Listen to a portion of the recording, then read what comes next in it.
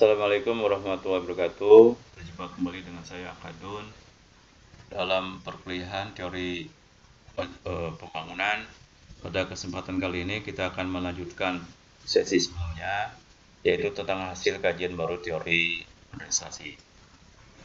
Nah, pada kesempatan kali ini kita akan membahas tentang apa yang dikeluarkan oleh Davis tentang revisi kajian agama di Jepang dan teori barikade.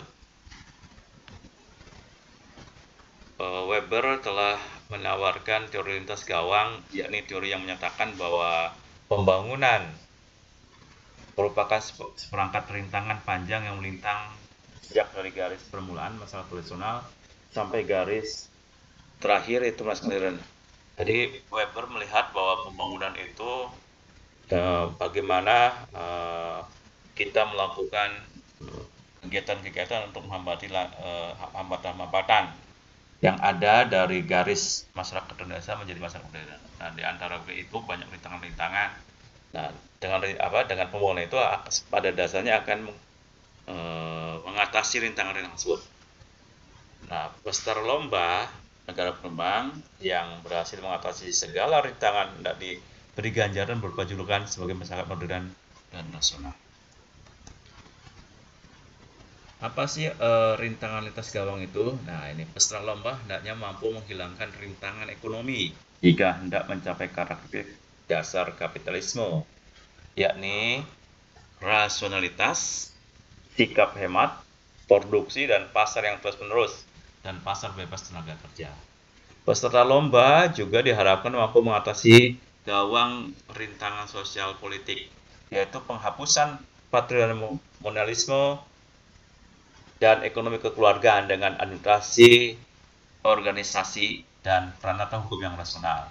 Pemisahan antara tempat tinggal dan tempat usaha serta pemisahan antara pemilikan pribadi dan pemilikan usaha. Nah, itu rintangan-rintangan misalnya tadi penghapusan patrimonialisme yang selalu kebapaan yang tergantung patron gitu ya.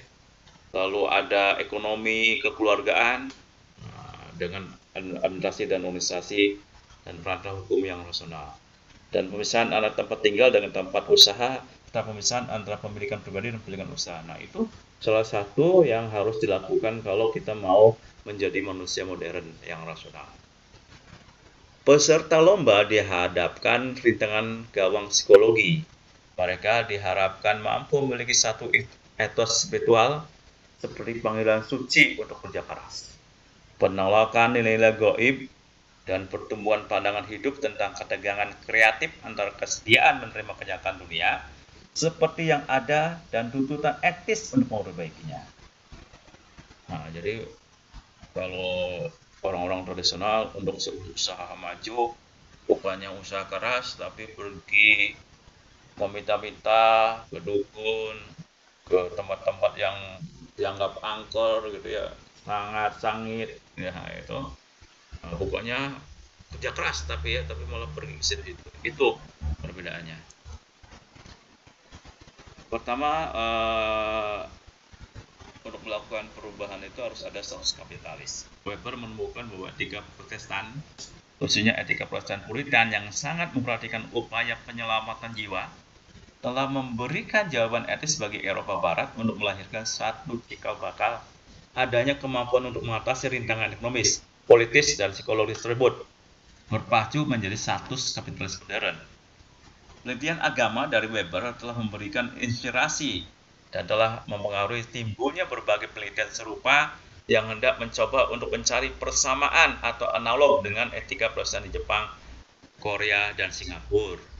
Jadi pada dasarnya sekali lagi apa yang dikatakan tentang Weber tentang etika Protestan itu pada dasarnya bahwa kemajuan dunia Barat, kemajuan Amerika Serikat itu secara psikologis diinspirasi oleh etika Protestan. Apa itu? Kerja keras, motif berprestasi tinggi, produktif. Nah, itu etika Protestan itu ya.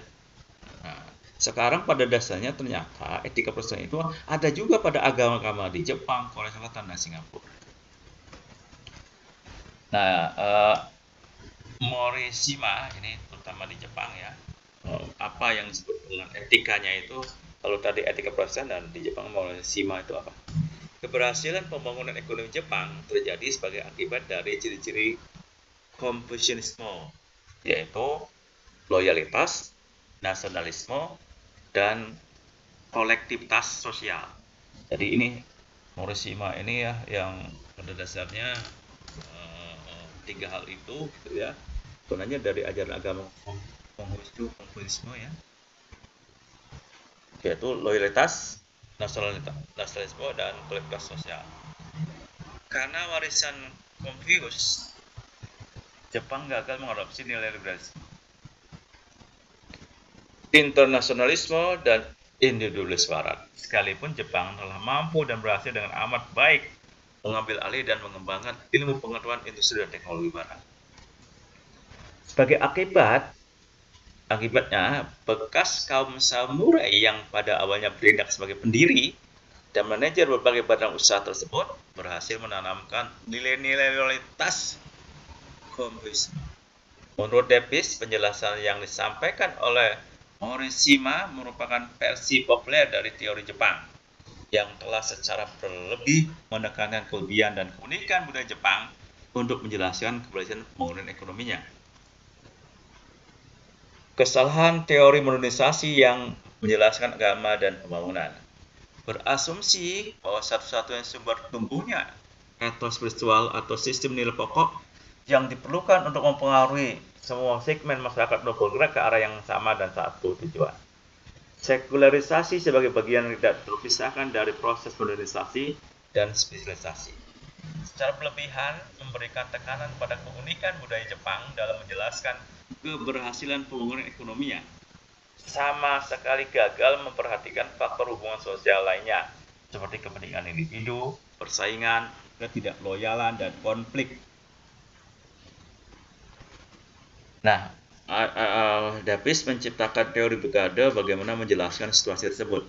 Nah, dengan teori lintas gawangnya Weber tadi, menurut Davis, pada dasarnya melihat agama dari sudut pandang peserta lomba modernisasi yang agresif dan berasumsi bahwa halangan dalam lari lintas gawang ini pasti akan dapat dilalui. Dalam hal ini, untuk hal yang sama, Davis menawarkan satu argumentasi dari sudut pandang yang berbeda, yakni dari sudut pandang tradisionalisme. Bagaimana masyarakat tradisional menyiapkan barikade untuk melindungi dirinya sendiri dari kemungkinan gangguan yang ditimbulkan oleh berkembangnya nilai-nilai kapitalisme. Apa yang sesungguhnya ditakuti oleh masyarakat tradisional bukan kemajuan dan modernisasi itu sendiri, tapi lebih pada kerusuhan sosial dan kekejian moral yang timbul sebagai akibat dari tiadanya batas berkembangnya tata niaga perdagangan dan kapitalisme itu sendiri.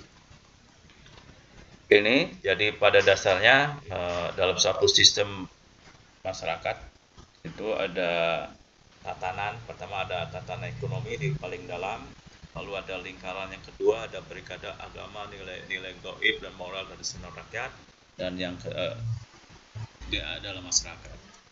Nah, teori berikada itu menjelaskan lingkaran terdalam C, tadi lingkaran ekonomi ya, merupakan representasi ekonomi dan nilai yang terkait misalnya kebutuhan berinvestasi dan universitas.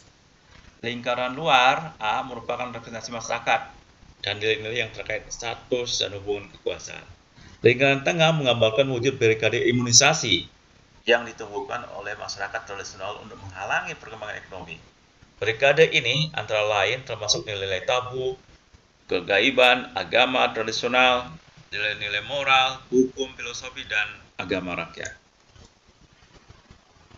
Pranata bertahan yang diperlukan untuk melihat dan mengawasi perkembangan ekonomi. Lingkungan tengah ini berfungsi membatasi luas perkembangan pasar dengan upaya secara ritual tradisional untuk menjamin agar fungsi pasar tetap berada dalam lingkaran yang kecil tersebut. Jadi jangan, kalau ekonomi kan nanti kapitalisme yang berkembang. Bagaimana cara supaya tetap bahwa perkembangan ekonomi dalam kontrol nilai-nilai tradisional tersebut. Pembangunan ekonomi tidak hanya terjadi ketika agen pembangunan mampu mengendaki dan menyerang benteng masyarakat, tapi juga ketika pembatas tersebut menua dan melemah, akhirnya mulai sedikit demi sedikit tumbang. atau ketika benteng pertahanan tersebut kehilangan semangat dan pegangan dan kemudian menyerah.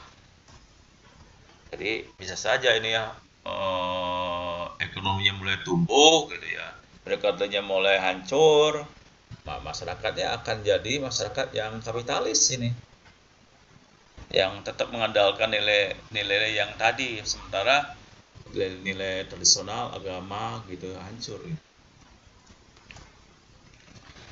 Ketidakutuhan berikade agama yang digambarkan dengan garis terputus telah memberikan kesempatan pada ekonomi dan nilai terkaitnya untuk melakukan ekspansi dan kemudian melakukan penetrasi terhadap wilayah pokok jantung masyarakat.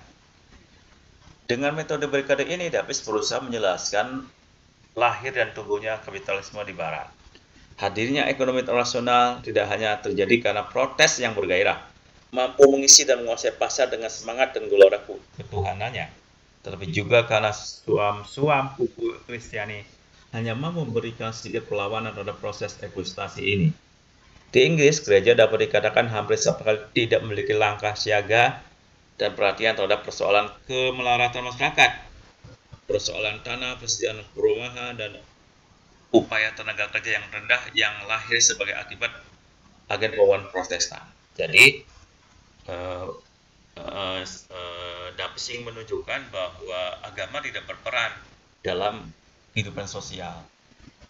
Agama lebih asik dengan dunia sendiri, ya, dengan ibadah ritual ibadahnya, tapi tidak bermakna untuk bagaimana mengatasi masalah sosial. Nah, agama-agama yang seperti itu, agama yang sekuler ini akan terlindas oleh zaman, gitu ya, oleh masyarakat yang terus-menerus sekuler. Selanjutnya, kajian yang kelima dari hasil kajian teori baru organisasi itu adalah apa yang dikatakan dengan Huntington tentang demokrasi dan ekonomi ketiga. Prakondisi yang diperlukan untuk pembangunan demokrasi, proses politik yang diperlukan untuk terjadi pembangunan demokrasi, dan Huntington menyimpulkan bahwa prakondisi yang diperlukan untuk pembangunan demokrasi di samping faktor kemakmuran dan pemerataan kekayaan, faktor lain yang diperlukan adalah struktur sosial, lingkungan eksternal, dan konteks budaya. Jadi menurut tesisnya ini, kalau mau membangun demokrasi maka ekonomi harus dibangun dulu. Kemakmuran, pemerataan kekayaan harus dikondisikan terlebih dahulu, maka demokrasi akan tumbuh dengan baik. Kemakmuran ekonomi, semakin makmur satu negara secara ekonomis, semakin memiliki kesempatan yang lebih besar untuk menjadi negara demokratis. Nah, ini tesis yang utamanya. Kemakmuran ekonomi memungkinkan tumbuhnya tingkat melek huruf, pendidikan, dan pengenalan media yang tinggi, yang kesemuanya itu sangat mendorong tumbuhnya demokrasi. Jadi alasannya kenapa makmur itu banyak negara banyak, karena pada dasarnya orang makmur itu daya belinya untuk media massa tinggi sehingga melek huruf, mereka melakukan pendidikan dan media massa juga tinggi gitu ya, sehingga mereka tahulah dunia luar itu. Nah, itu yang akan menyebabkan tumbuhnya demokrasi. Kesejahteraan ekonomi juga mendorong terjadi penurunan ketegangan politik. Ya, seperti contoh di Singapura, karena makmur ya dia tidak ngurusi politik lagi ya. Tapi kalau tidak makmur, nanti urusan sekecil apapun pasti seperti di Indonesia dieksploitasi gitu kan. Karena rakyatnya tidak makmur. Karena dengan keberhasilan ekonomi mungkin ada kesempatan alternatif yang disediakan kepada pemimpin politik yang gagal. Ya, masyarakat industri memiliki kecenderungan tidak dapat diperintah secara efisien oleh pemerintah yang otoriter. Pada masyarakat industri yang sudah maju dituntut adanya penyebaran proses pengambilan keputusan dan pemerataan kekuasaan. Oleh karena itu, hukum dan aturan yang dibuat harus didasarkan pada kesepakatan. Di samping itu, pada masyarakat yang memiliki keberhasilan ekonomi akan dijumpai pembagian pendapatan yang lebih merata dibanding hal yang sama pada masyarakat industri maju.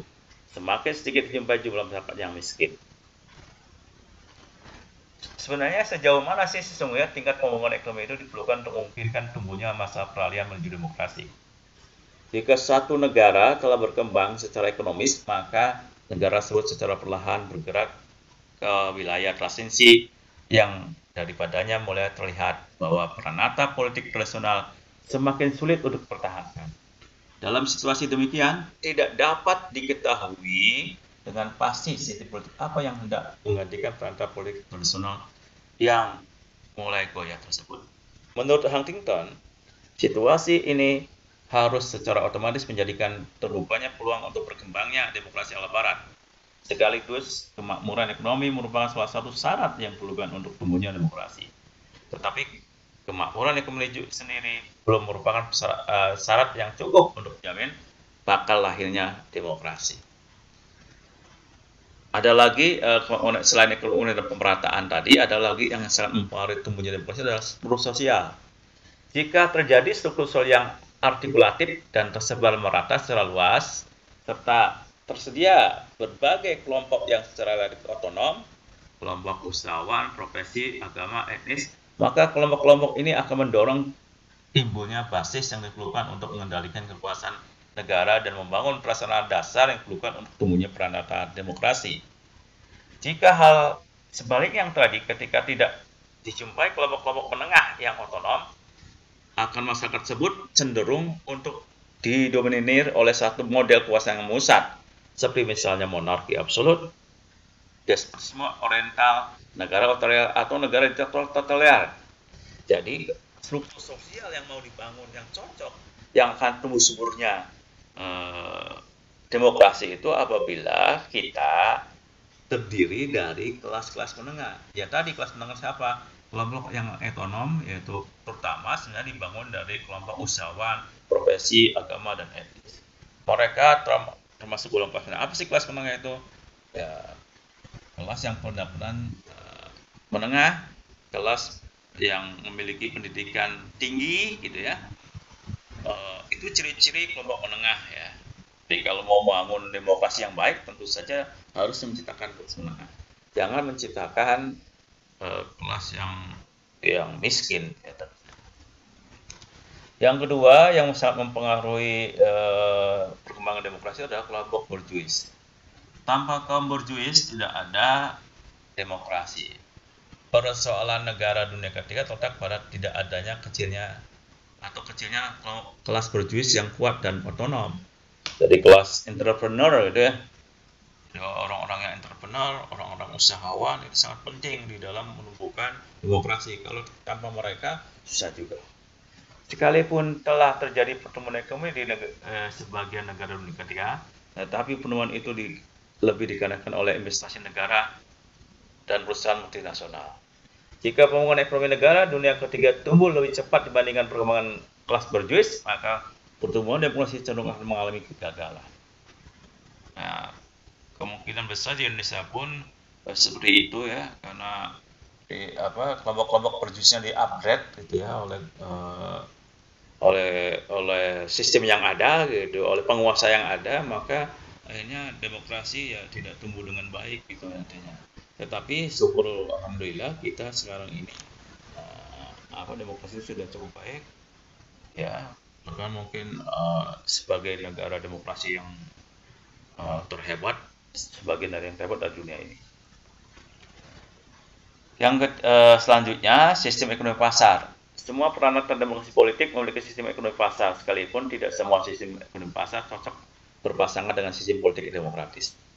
Ekonomi pasar memerlukan syarat tersebarnya kekuatan ekonomi yang diperlukan untuk ciptanya kekuatan tandingan yang mengimbangi kekuatan negara. Ekonomi pasar memungkinkan tumbuhnya kelas borjuis untuk membatasi kekuasaan negara, dan lebih dari itu kelas borjuis itu akan mampu memanfaatkan dan mengeksploitasi tata politik demokrasi untuk kepentingan mereka. Ekonomi pasar yang mampu menaikkan kesejahteraan dan yang akan berpengaruh secara tidak langsung pada pemerataan pendapatan, pada gilirannya akan mampu menyiapkan prasarana dasar demokrasi. Yang selanjutnya adalah lingkungan internasional yang sangat mempengaruhi iklim demokrasi suatu negara itu, terutama di negara dunia ketiga. Demokratisasi lebih merupakan hasil proses distribusi dibandingkan sebagai hasil pembangunan, yang sebagian besar tumbuh karena pengaruh Inggris dan Amerika Serikat melalui pendudukan, pemberian kolonial, kalah dalam perang, atau karena pemasaran secara langsung. Kemana tentara Amerika Serikat pergi dalam perang dunia kedua, ke sana demokrasi bergerak mengikuti. Kemana tentara Uni Soviet bergerak, ke sana komunisme bergerak, maka demokrasi akan menghilang. Penyebaran ideologi demokrasi sering dengan dapat kesulitan meniaga. Yang selanjutnya adalah budaya. Ya, Protestanisme memiliki korelasi yang tinggi dengan demokrasi, sementara Katolikisme hanya. Baiklah, kita melanjutkan pembahasan tentang demokratisasi. Jadi sekali lagi, demokratisasi itu bukan hanya persoalan kemakmuran dan pemerataan hasil ekonomi, tapi juga ada persoalan mulai dari struktur sosial, ya, kaum berjuis, lingkungan dunia internasional dan budaya. Sekali lagi bahwa ada agama-agama tertentu yang dibawakan oleh membawa budaya itu akan menyebabkan timbulnya demokrasi atau tidak. Protestantisme memiliki korelasi yang tinggi dengan demokrasi, sementara Katolikisme hanya memiliki korelasi moderat dan dalam batas-batas tertentu sering menunda pertumbuhan demokrasi. Budaya Shinto dan Hindu tidak menghalangi proses demokratisasi, sedangkan Islam, Konfusianisme, Buddhisme menyiapkan ladang subur untuk tumbuhnya pemerintahan yang otoriter. Prakondisi perkembangan demokrasi, ada tidaknya kemakmuran ekonomi, struktur sosial yang pluralistik, dan pengaruh relatif masyarakat terhadap negara dan budaya akan yang toleran dan kompromis. Kecuali sistem ekonomi pasar, ke semua prakondisi tersebut tidak ada yang bersifat wajib untuk lahirnya demokrasi. Berbagai kemungkinan kombinasi dari prakondisi tersebut diperlukan untuk memungkinkan tumbuhnya pemerintahan yang demokratis, tetapi karakteristik dari masing-masing kombinasi akan sangat berbeda satu sama lain. Berbeda dari kasus dengan kasus yang lain. Ada 3 model proses demokratisasi. Pertama, model linear dirumuskan dari pengujian proses munculnya demokrasi di Inggris dan Swedia. Dalam kasus Inggris, demokratisasi dimulai dari munculnya hak-hak sipil yang berkembang menuju munculnya hak politik. Secara perlahan kemudian terlihat pada berkembangnya kemampuan lembaga legislatif dan kabinet pemerintahan dan akhirnya pada berkembangnya hak pilih. Di Swedia, demokratisasi memiliki arah perkembangan yang berbeda. Proses perubahan menuju demokrasi di Swedia dimulai dari munculnya rasa persatuan dan kesatuan nasional, kemudian diikuti oleh perjuangan politik yang panjang dan tanpa kepastian, dan barulah kemudian muncul konsensus nasional untuk menerapkan tata politik demokratis. Akhirnya secara sungguh-sungguh dan konsisten berusaha untuk menjalankan pemerintahan dalam tata aturan demokrasi yang telah disepakati tersebut. Lalu yang kedua, selain model linear tadi, ada model siklus. Model yang menunjukkan adanya pergantian secara teratur dari muncul demokrasi dan despotisme. Model ini sering dijumpai di Amerika Latin. Dalam model ini nampaknya elit masyarakat yang memegang kunci pengambilan keputusan politik menerima dan sepakat untuk menerapkan sistem politik demokratis. Pemilihan secara teratur dari waktu ke waktu, tetapi jarang dijumpai adanya pergantian pemerintahan dan kepemimpinan nasional yang terjadi karena dilaksanakannya pemilihan umum ini. Pemerintahan yang mewujud sebagai akibat adanya kudeta militer atau campur tangan dengan militer hampir sama jumlah dan intensitasnya dengan pemerintahan yang lahir karena pemilihan umum. Kekuatan militer biasanya akan ikut campur atau sekurang-kurangnya tidak segan-segan untuk turun tangan jika partai politik radikal memenangkan pemilu, atau ketika ada kegoncangan ekonomi akibat tingginya inflasi dan pengangguran, atau ketika terjadi ketegangan politik dan kesulitan sosial. Setelah kudeta militer berhasil dan kemudian berbentuk pemerintahan militer, biasanya pemerintah militer dengan segera membuat janji untuk mengembalikan kekuasaan negara ke pemerintahan sipil dalam waktu dekat. Nampaknya janji ini hanya dipakai untuk dilaksanakan jika ada desakan politik yang berarti dari masa rakyat, atau karena ketidakmampuan pemerintah militer tersebut untuk menjalankan roda pemerintahan secara efisien. Dalam situasi seperti itu, menurut Huntington, peranan politik demokrasi maupun peranan politik otoriter tidak atau belum melembaga secara mapan. Huntington menyatakan bahwa jika satu negara telah terjebak untuk memiliki kebiasaan ada pola yang selalu berganti-ganti dari bentuk pemerintahan sipil ke pemerintahan otoriter, secara acak nama negara tersebut akan mengalami kesulitan jika hendak menghindari dari pola yang sudah hampir terbakuan ini, atau hendak mencoba memilih salah satu dari kedua bentuk tersebut secara konsisten. Yang ketiga, selain linear dan siklus tadi, ada model dialektis. Pada model ini, kelas menengah di perkotaan yang semakin besar dan semakin berkualitas telah mendesakan kepentingan politiknya kepada pemerintah otoriter untuk mulai terlibat dalam partisipasi politik dan pembangunan kekuasaan. pada saat tertentu ada kemungkinan terjadi perubahan yang radikal, yaitu pemerintahan yang demokratis untuk mengganti pemerintahan yang otoriter. Namun demikian, pemerintahan kelas menengah ini nampaknya tidak dapat berjalan secara efektif. Hanya dalam waktu yang tidak terlalu lama, akan sudah berakhir dan kemudian diganti dengan pemerintahan otoriter. Dalam jangka panjang, pemerintahan otoriter ini juga akan berakhir. Kemudian muncul masa transisi yang panjang untuk menguatkan pemerintahan yang lebih demokratis seperti yang dialami oleh Jerman, Italia, dan Spanyol. Pilihan demokrasi terbaik, Huntington lebih menyukai timbulnya demokrasi yang dimulai dari pertama, perumusan, pengembangan dasar nasional yang kemudian diikuti oleh pengembangan peran politik yang efektif, dan terakhir baru melangkah pada pengembangan partisipasi politik. Jadi pada dasarnya model linear ada model yang paling ideal menurut Huntington itu. Pengembangan partisipasi politik ini harus merupakan tahap paling akhir setelah peranata politik mengemapan, seperti misalnya partai politik yang dan pemilu terbentuknya dan berjalannya dengan baik. Jika partisipasi politik hendak dikembangkan pada masa tahap awal proses demokratisasi, maka yang terjadi justru keadaan sebaliknya, yaitu ketidakstabilan politik dan kekerasan. Jadi, kalau partisipasi politiknya itu edan-edanan, gitu, tidak eling, demo terus, nanti yang terjadi ya segala macam dikritik terus. Pemerintah demokratis yang mampu bertahan lama jarang terjadi karena dibangun oleh aksi-aksi populer atau gerakan kerakyatan yang dibangun dari bawah. Demokrasi yang mantap ini akan datang dari model pembentukan dari atas. Hanya jika elit politik setelah dengan masak mempertimbangkan segala kepentingan ekonomis dan politiknya, telah memutuskan untuk melakukan negosiasi dan kompromi satu sama lain. Dan peranatan demokrasi akan menuju ke dengan apa? Pengembangan ekonomi demokrasi elitis ya, Clinton Moore menyatakan bahwa demokrasi dapat lahir dan dibangun dengan revolusi berdarah sekalipun para pemutok pegawai pemerintahan revolusioner sering menyatakan dirinya sebagai suatu pendukung demokrasi. Menurut Huntington, semuanya itu akan segera berubah menjadi pemerintahan yang otoriter atau menganut paham otoriter setelah dengan kekerasan mereka mencapai memperoleh kekuasaan. Bahkan tidak jarang pemerintahan mereka akan lebih represif dibanding pemerintahan yang telah digulingkannya. Jika demikian, Huntington menekankan bahwa demokrasi cenderung merupakan hasil perjuangan dan perubahan secara bertahap dan perlahan dengan menggunakan cara kekerasan seminimal mungkin. Demokrasi tidak mungkin lahir sebagai akibat adanya revolusi yang telah menggulingkan hegemoni pemerintahan sebelumnya. Nah, saya kira itu yang bisa saya sampaikan. Terima kasih atas perhatiannya. Assalamualaikum warahmatullahi wabarakatuh.